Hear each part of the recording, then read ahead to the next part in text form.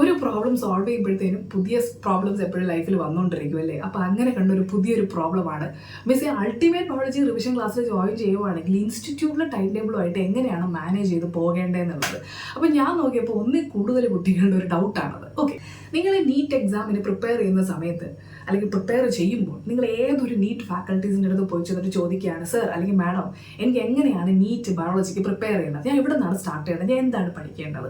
അപ്പോൾ നിങ്ങൾക്ക് അതിൻ്റെ ആൻസർ അറിയാം, എനിക്കറിയാം നിങ്ങൾക്ക് അതിൻ്റെ ആൻസർ അറിയാമെന്നുള്ളത്. എന്താണ് അവരെല്ലാവരും പറയും, NCERT ബയോളജി നന്നായിട്ട് പഠിക്കണം എന്നാണ് പറയുന്നത്. നിങ്ങൾക്കും അത് തന്നെ അറിയാം, നിങ്ങളും അത് തന്നെയാണ് ശ്രമിക്കുന്നത് അല്ലേ. അപ്പം നിങ്ങൾ ആ ഒരു NCERT ബയോളജി നന്നായിട്ട് പഠിക്കണമെന്നുകൊണ്ട് ഉദ്ദേശിക്കുന്നത് എന്താണ്? NCERTയുടെ എല്ലാ ലൈനുകളും കാണാതെ പഠിക്കണമെന്നുള്ളതാണോ?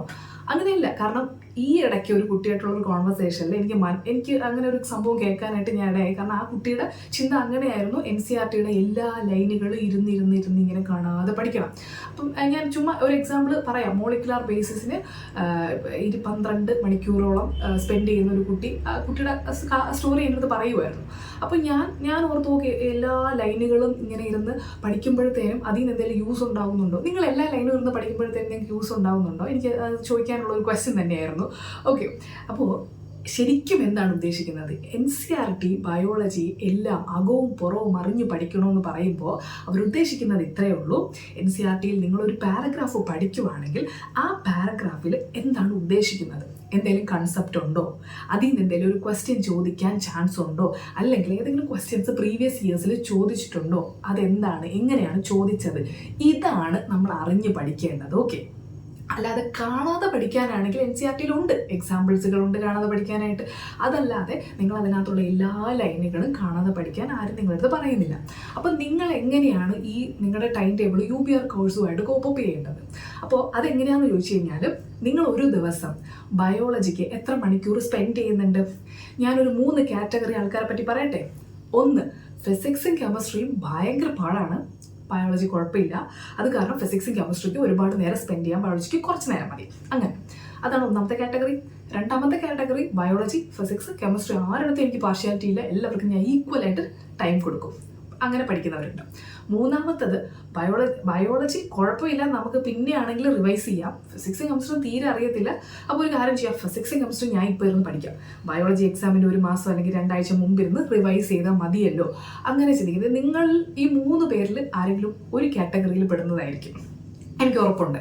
അപ്പോൾ നിങ്ങൾ ഇപ്പോൾ ഒരു 4 മണിക്കൂർ ബയോളജിക്ക് ഒരു ദിവസം സ്പെൻഡ് ചെയ്യുന്നുണ്ടെന്ന് വിചാരിക്കാം. അപ്പോൾ ഈ 4 മണിക്കൂർ നിങ്ങൾ ഒരു കണ്ടിന്യൂസ് ആയിട്ട് ഇരിക്കുവാണെങ്കിൽ നിങ്ങൾ അതിൽ എത്ര നേരം കോൺസെൻട്രേറ്റ് ചെയ്യുന്നുണ്ട് ബയോളജി പഠിക്കാനായിട്ട്? ഞാൻ നമ്പർ ഓഫ് അവേഴ്സിൻ്റെ കാര്യമില്ല, നിങ്ങൾ നമ്പർ ഓഫ് അവേഴ്സ് ഇരിക്കുന്നുണ്ട്, ആ നമ്പർ ഓഫ് 4 മണിക്കൂർ ഇരിക്കുന്നുണ്ടെങ്കിൽ ആ 4 മണിക്കൂറിൽ എത്ര മണിക്കൂറാണ് നിങ്ങൾ ബയോളജിക്ക് ശരിക്കും എഫേർട്ട് ഇട്ടിരിക്കുന്നത്? ഓക്കെ, അപ്പോൾ അങ്ങനെ ഇരിക്കുമ്പോൾ നിങ്ങൾക്ക് മേ ബി ഒരു ചാപ്റ്റർ അല്ലെങ്കിൽ 2 ചാപ്റ്റർ നിങ്ങൾക്ക് കംപ്ലീറ്റ് ചെയ്യാൻ പറ്റിയേക്കാം. ആ ഒരു കംപ്ലീറ്റ് ചെയ്ത് നിങ്ങൾക്ക് എല്ലാം ആ പഠിച്ച സംഭവങ്ങളെല്ലാം എടുത്ത് റീപ്രൊഡ്യൂസ് ചെയ്ത് നിങ്ങൾക്ക് ഒരു ക്വസ്റ്റ്യൻ ആൻസർ ചെയ്യാൻ പറ്റുന്നുണ്ടോ എന്നുള്ളതാണ് എൻ്റെ ചോദ്യം. ഓക്കെ, അപ്പോൾ ഞാൻ ഉദ്ദേശിക്കുന്നത് ഇത്രയേ ഉള്ളൂ. നിങ്ങൾ എന്തായാലും ഒരു ദിവസം NCERT ബയോളജി വായിക്കുന്നുണ്ട്. നിങ്ങൾ 2 മണിക്കൂറേ വായിക്കുന്നുള്ളെങ്കിൽ, എൻ്റെ അടുത്താണ് വരുന്നതെങ്കിൽ ഞാൻ നിങ്ങളടുത്ത് 2 മണിക്കൂറേ ചോദിക്കുന്നുള്ളൂ. നിങ്ങൾ ദിവസത്തിലെ 2 മണിക്കൂർ എനിക്ക് തരിക. ആ 2 മണിക്കൂർ നിങ്ങളെ വേറെ ഒരിടത്തും വിടാതെ, ഒരിടത്തും നിങ്ങളെ ശ്രദ്ധ കളയാതെ ആ ബയോളജി NCERT ആ ചാപ്റ്റർ തീരുന്നത് വരെ നിങ്ങളുടെ കൂടെ ഇരുന്ന് പറഞ്ഞു തന്നിട്ട് പോകും ഞാൻ.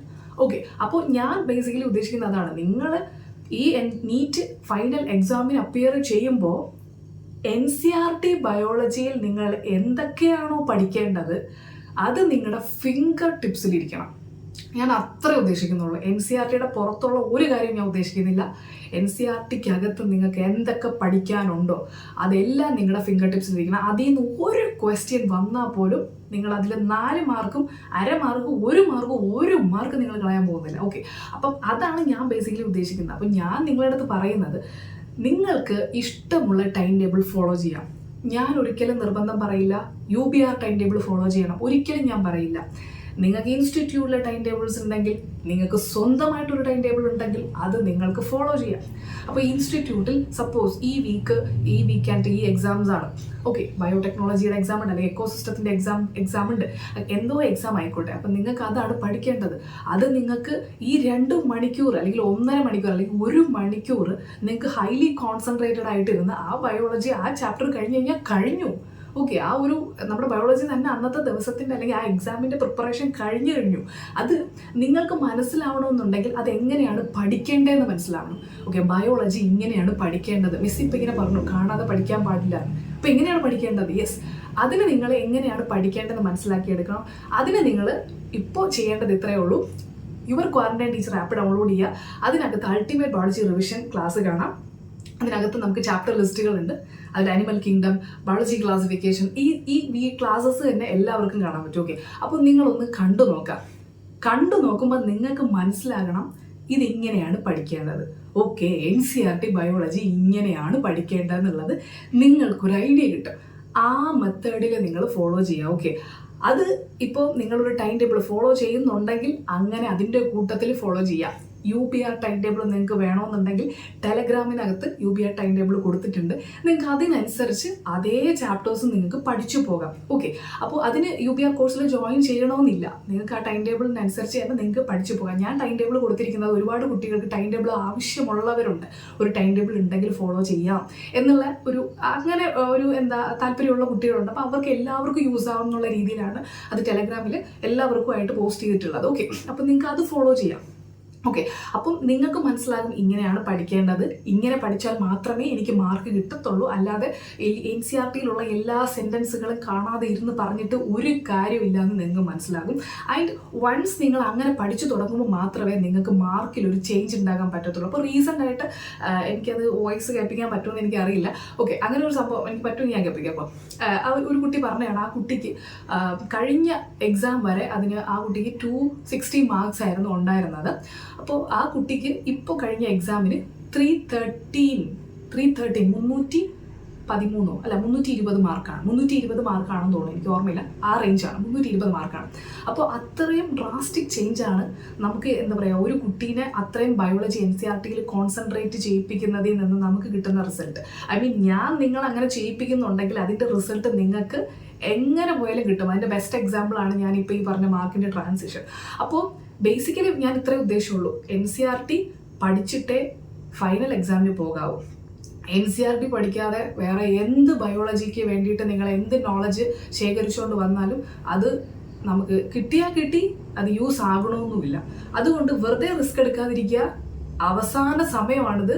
നിങ്ങൾ വെറുതെ ചിന്തിച്ചും ഓവർ തിങ്ക് ചെയ്ത് ഇനി എങ്ങനെ പഠിക്കണമെന്ന് ചിന്തിച്ചും ഒട്ടും ടൈം സ്പെൻഡ് ചെയ്യാതിരിക്കുക. ഓക്കെ, ഇപ്പോൾ റീസെൻ്റ് ആയിട്ടൊരു കുട്ടി പറഞ്ഞതുപോലെ മോളിക്കുലർ ബേസിസിന് 12 മണിക്കൂർ സ്പെൻഡ് ചെയ്യേണ്ട കാര്യമില്ല അവിടെ. ഓക്കെ, അപ്പോൾ അത് ഇപ്പോൾ ഓരോ കുട്ടികൾ അങ്ങനെ ചിന്തിച്ച് പോവുകയാണ്. അത് അവരുടെ ടെൻഷൻ കാരണമാണ് അവർ ചിന്തിക്കുന്നത്. എനിക്ക് മനസ്സിലാവും അങ്ങനെയാണ് ചിന്തിക്കുന്നത് എന്നുള്ളത്. പക്ഷേ ഈ ഒരു സമയത്ത് നിങ്ങൾ ആരെങ്കിലും ഹെൽപ്പ് ചെയ്യുന്നുണ്ടെങ്കിൽ, നിങ്ങൾക്ക് കുറച്ചുകൂടെ പാത്ത് വേ ഈസി ആക്കി തരുന്നുണ്ടെങ്കിൽ ദയവ് ചെയ്ത് നിങ്ങളത് ചൂസ് ചെയ്യുക. ഓക്കെ, കാരണം ഈ ഒരു സമയത്ത് നിങ്ങളെ ഹെൽപ്പ് ചെയ്യാൻ പറ്റുന്ന എന്തെങ്കിലും ഉണ്ടെങ്കിൽ അത് നിങ്ങൾ മാക്സിമം യൂസ് ചെയ്യുക. അത്ര തന്നെ പറയാനുള്ളത്, വേറൊന്നും എനിക്കതിൽ പറയാനില്ല. കാരണം നമ്മൾ പഠിക്കുന്ന സമയത്ത് അങ്ങനെ ഒരു സെറ്റപ്പും കാര്യങ്ങളൊന്നും ഉണ്ടായിരുന്നില്ല.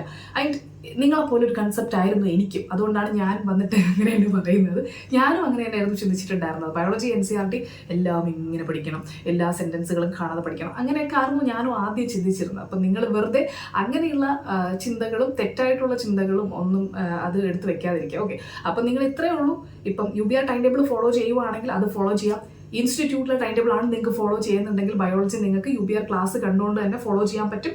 അപ്പോൾ UPR ക്ലാസ് കാണുവാണെങ്കിൽ ഫസ്റ്റ് നിങ്ങൾ കണ്ടതിന് ശേഷം ഈ കേന്ദ്രം എങ്ങനെ വെച്ചിരിക്കുന്നത്, ഫസ്റ്റ് നിങ്ങൾ ക്ലാസ് കണ്ടതിന് ശേഷം ഇപ്പോൾ 2 മണിക്കൂറിൻ്റെ ക്ലാസ് ആവും. 2 മണിക്കൂറില്ല, മിക്ക ചാപ്റ്റേഴ്സും 1.5 മണിക്കൂറിനകത്താണ് തീരുന്നത്. അപ്പോൾ 1.5 മണിക്കൂർ ക്ലാസ് കണ്ടതിന് ശേഷം ഞാൻ ഒരു അരമണിക്കൂർ നിങ്ങളടുത്ത് ചോദിക്കുന്നുണ്ട്. ക്ലാസ് കണ്ടിട്ട് നിങ്ങൾ അരമണിക്കൂർ NCERT ചുമ്മാ പാസീവ് റീഡ് ചെയ്യുക, ചുമ്മാ ഒന്ന് വായിക്കുക. ഓക്കെ, അപ്പോൾ അത് വായിച്ചതിന് ശേഷം നിങ്ങൾ പ്രീവിയസ് ഇയർ ക്വസ്റ്റ്യൻസ് ചെയ്ത് നോക്കുക. അത് അപ്പം തന്നെ ചെയ്യണമെന്നില്ല, അന്നത്തെ ദിവസം എപ്പോഴെങ്കിലും നിങ്ങളൊരു ½ ആൻ അവർ സ്പെയർ ചെയ്തിട്ട് നിങ്ങൾ അതിൽ നിന്ന് എടുത്താൽ മതി. ഓക്കെ, അപ്പോൾ നിങ്ങൾക്ക് ടൈം മാനേജ്മെൻറ്റ് ഒരു പ്രശ്നം ഉണ്ടാകും.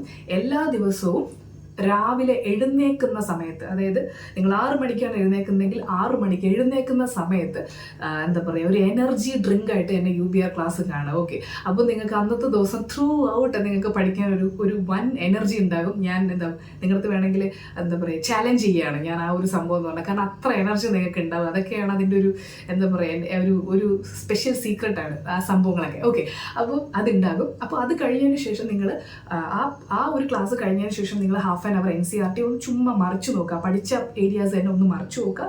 അപ്പോൾ ഞാൻ ക്ലാസ്സിൽ തന്നെ പ്രീവിയസ് ഇയർ ക്വസ്റ്റ്യൻസിൻ്റെ കാര്യങ്ങളെല്ലാം ഡിസ്കസ് ചെയ്യുന്നുണ്ട്. മേ ബി പൊട്ടൻഷ്യൽ ആയിട്ടുള്ള ക്വസ്റ്റ്യൻസ് ഞാൻ ഡിസ്കസ് ചെയ്യുന്നുണ്ട്. അപ്പോൾ അത് കഴിഞ്ഞിട്ട് അന്നത്തെ ദിവസം നിങ്ങളൊരു ഈവനിങ് ഒക്കെ ആകുമ്പോൾ ഒരു ചായയൊക്കെ കുടിച്ച് കഴിഞ്ഞതിന് ശേഷമുള്ള ഒരു അരമണിക്കൂർ, ആ ഒരു അരമണിക്കൂറിൽ നിങ്ങൾ അന്ന് ആ രാവിലെ പഠിച്ച ആ UBR ക്ലാസ്സിൻ്റെ ചാപ്റ്റേഴ്സിൻ്റെ പ്രീവിയസ് ഇയർ ക്വസ്റ്റ്യൻസുകളോ അല്ലെങ്കിൽ എക്സ്ട്രാ നിങ്ങൾക്ക് MCQs ഉണ്ടെങ്കിൽ അതോ നിങ്ങൾക്ക് ചെയ്തു നോക്കാം എന്നുള്ളതാണ്. ഓക്കെ, അപ്പോൾ അങ്ങനെയാണ് ഞാൻ പ്രിഫർ ചെയ്യുന്നത് പഠിക്കാനായിട്ട്. അപ്പം നിങ്ങൾക്ക് ആർക്കെങ്കിലും ജോയിൻ ചെയ്യണമെന്നുണ്ടെങ്കിൽ ഈ മന്ത് ഫെബാണ് ഇപ്പോൾ, ഫെബിൽ നിങ്ങൾ ജോയിൻ ചെയ്യുക. കാരണം ഇത് കഴിഞ്ഞിട്ട് നിങ്ങൾക്ക് ജോയിൻ ചെയ്യുവാണെങ്കിൽ ഞാൻ ചുമ്മാ ഇങ്ങനെ പറഞ്ഞ് ചെയ്യിപ്പിക്കേണ്ട കാര്യമില്ല. കാരണം എന്താ വെച്ചാൽ വേണമെങ്കിൽ നിങ്ങൾക്ക് ജോയിൻ ചെയ്യാൻ എനിക്കൊരു കുഴപ്പമില്ല, പക്ഷേ നിങ്ങൾക്ക് അതിൽ നിന്ന് കംപ്ലീറ്റ് യൂസ് ഉണ്ടാകണമെന്നുള്ള രീതിക്കാണ് ഞാൻ പറയുന്നത്. കാരണം ഞാൻ അതിൽ ഭയങ്കര നന്നായിട്ടുള്ള കൺസെപ്റ്റുകളാണ് എടുക്കുന്നത്, ഭയങ്കര നന്നായിട്ടുള്ള കൺസെപ്റ്റുകളാണ് ഞാൻ എടുക്കുന്നത്. അപ്പോൾ പെട്ടെന്ന് നിങ്ങൾക്കത് കംപ്ലീറ്റ് ആക്കി പറ്റാൻ കഴിയണമെന്നില്ല. കാരണം ഒരു സൈഡിൽ നിങ്ങൾക്ക് ടെൻഷൻ ഉണ്ടാവും, ഒരു സൈഡിൽ നിങ്ങൾക്ക് അത് എങ്ങനെയാണ് ഇത്ര സമയം മതിയോ എന്നുള്ള ഒരു സംഭവം നിങ്ങൾക്ക് തോന്നിയേക്കാം. അപ്പോൾ അതുകൊണ്ടാണ് ഞാൻ ബേസിക്കലി പ്രിഫർ ചെയ്യാത്തത്. ഈ ഒരു മാസം കൂടെ നിങ്ങൾക്ക് എടുക്കുന്നുണ്ടെങ്കിൽ നിങ്ങൾക്ക് അത് കംപ്ലീറ്റ് ചെയ്ത് രണ്ടാമത്തെ റിവിഷൻ ചെയ്യാനുള്ളൊരു സമയമുണ്ട്. ബയോളജി 2 തവണ നിങ്ങൾക്ക് നീറ്റ് എക്സാമിന് മുമ്പ് റിവൈസ് ചെയ്തിട്ട് പോകാനുള്ള ഒരു സമയമുണ്ട്. കാരണം നമ്മളെ ഇപ്പോൾ Feb 12 നമ്മുടെ UBR ടൈം ടേബിളിൻ്റെ ഫസ്റ്റ് ചാപ്റ്റർ സ്റ്റാർട്ട് ചെയ്യുന്നത്. നമ്മുടെ March 23 നമ്മുടെ first cycle whole +1 and +2 biology class കഴിയുന്നത്. ഓക്കെ, അത് കഴിഞ്ഞിട്ട് നമുക്ക് ഒന്നുകൂടെ റിവൈസ് ചെയ്യാൻ പറ്റും. March to April അത് കംപ്ലീറ്റ് ആയിട്ട് നമുക്ക് ഒന്നുകൂടെ ബയോളജി റിവൈസ് ചെയ്യാം. ഇപ്പോൾ 2 തവണ നിങ്ങൾക്ക് റിവൈസ് ചെയ്യാനുള്ള സമയം കൂടെ തരാൻ വേണ്ടിയിട്ടാണ് ഇങ്ങനെ ചെയ്യാൻ പറയുന്നത്. അപ്പോൾ നിങ്ങൾ ഈ ഒരു മാസം കഴിഞ്ഞിട്ട് നിങ്ങൾ ജോയിൻ ചെയ്യേണ്ട കാര്യം ഉണ്ടെന്ന് തോന്നുന്നില്ല. ഓക്കെ, അപ്പോൾ ചെയ്യുവാണെങ്കിൽ നിങ്ങൾ ഉടനെ തന്നെ ജോയിൻ ചെയ്യാം. പിന്നെ ഒരു കാര്യം കൂടെ ഉണ്ട്, ഇവർ ക്വാറന്റൈൻ ടീച്ചർ ആപ്പിനകത്ത് ഡെയിലി ഹണ്ട് എന്ന് പറയുന്ന ഒരു ഏരിയ നിങ്ങൾക്ക് കാണാം, ഒരു ഫോൾഡർ നിങ്ങൾക്ക് കാണാം. അതിനകത്ത് ലൈവായിട്ട് +2 ബയോളജിയുടെ എൻഡ് ടെസ്റ്റ് നടക്കുകയാണ്. അപ്പം നിങ്ങൾക്ക് അത് ആർക്ക് വേണമെങ്കിൽ അറ്റൻഡ് ചെയ്യാം, ഒരു കുഴപ്പമില്ല. നിങ്ങൾക്ക് റാങ്ക് നോക്കാം, നിങ്ങൾക്ക് എന്തൊക്കെ ഇമ്പ്രൂവ്മെൻറ്റ് ചെയ്യണമെന്ന് അതിൽ നിന്ന് മനസ്സിലാകും, നിങ്ങൾക്ക് ഏതൊക്കെ പോർഷൻസ് വീക്കാണെന്ന് നിങ്ങൾക്ക് മനസ്സിലാക്കും. അപ്പം മാക്സിമം ഞാൻ നേരത്തെ പറഞ്ഞ പോലെ എവിടെ നിന്നൊക്കെ നിങ്ങൾക്ക് റിസോഴ്സസ് യൂസ് ചെയ്യാൻ പറ്റൂ അതൊക്കെ നിങ്ങൾ യൂസ് ചെയ്ത് പഠിക്കാൻ ശ്രമിക്കുക. എത്ര നിങ്ങളുടെ നീറ്റ് അല്ലെങ്കിൽ നിങ്ങളുടെ വൈറ്റ് കോട്ടിൻ്റെ ജേർണി സിമ്പിൾ ആക്കാൻ പറ്റുമോ, സ്മാർട്ടാക്കി പോകാൻ പറ്റുമോ, അത്ര സിമ്പിളാക്കി പോവുക. ഓക്കെ, അപ്പോൾ അതാണ് ഞാൻ പ്രിഫർ ചെയ്യുന്നത്. So thank you so much. By.